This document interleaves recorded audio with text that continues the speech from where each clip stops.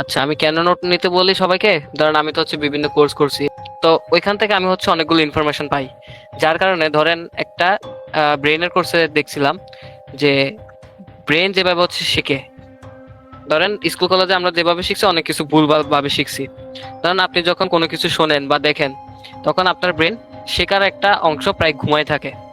কেন ঘুমায় থাকে? ধরেন আপনি একটা কোর্স করতেছেন, অথবা কোনো ওয়েবিনারে গেছেন, অথবা আমার কোর্স, হোয়াটএভার, যে কারো কোর্স হতে পারে। সেটা আপনি যদি শুধু দেখেন অথবা শোনেন, তাহলে হচ্ছে আপনার ব্রেনের প্রায় অর্ধেক অংশ হচ্ছে দেখবেন ঘুমায় থাকতেছে। আর যখন আপনি একটা কোর্স করার সময় ওই জিনিসটা লিখতেছেন, নোট করতেছেন, তখন আপনার জি। ব্রেন ভাবে এবং ভাবতে সে বাধ্য হয়, প্রসেস করে, সে সিদ্ধান্ত নিতে বাধ্য হয়। সে ভাবে যে এটা যেহেতু আমার উপর প্রেশার পড়তেছে, তার মানে এই কাজটা হচ্ছে এখন আমাকে করতে হবে। এটা কিন্তু সম্পূর্ণ আমার কথা না, এটা বড় বড় যারা মেন্টর এবং নিউরোসায়েন্স রিসার্চ দিয়ে কিন্তু এটা প্রমাণিত হয়েছে।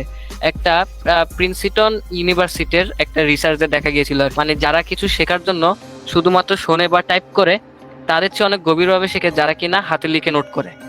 জি। কারণ খুব সিম্পল, আমরা টাইপ করলে, আপনি ধরেন এখন আমার কোর্স করতেছেন, এখন আপনি হয়তো বা রেকর্ডিং ভার্সন নিচ্ছেন, অথবা হচ্ছে আপনি নিজে রেকর্ড করতেছেন। এখন এটা হয় কি, আপনি জাস্ট শুনতেছেন, আমার কথাগুলো কপি করতেছেন, আর কিছু করতে হুম, পারতেছেন না। এখন আপনি হ্যাঁ। যে মুহূর্তে আপনি নোট করবেন, নোট করার সময় আপনি দেখবেন আপনার ব্রেন ভাবা শুরু করছে, সে অ্যাকশন নিতেছে, নতুন নতুন কিছু অটোমেটিকলি আপনার চিন্তায় চলে আসবে যে ঠিক আছে, এই জিনিসটা এরকম বলছে, এই জিনিসটা এরকমও হতে পারে। এটা জাস্ট যখন নোট করবেন, তখনই কিন্তু এই ব্রেনটা কিন্তু আপনার প্রসেস হওয়া শুরু করে। বাট যখন শুধু শুনতেই থাকেন, তখন ব্রেন হচ্ছে অনেকগুলো ইনফরমেশন জাস্ট আপনার মাথার মধ্যে ঢুকে, তখন হচ্ছে সে আর প্রসেসটা ঠিকভাবে করতে পারে না।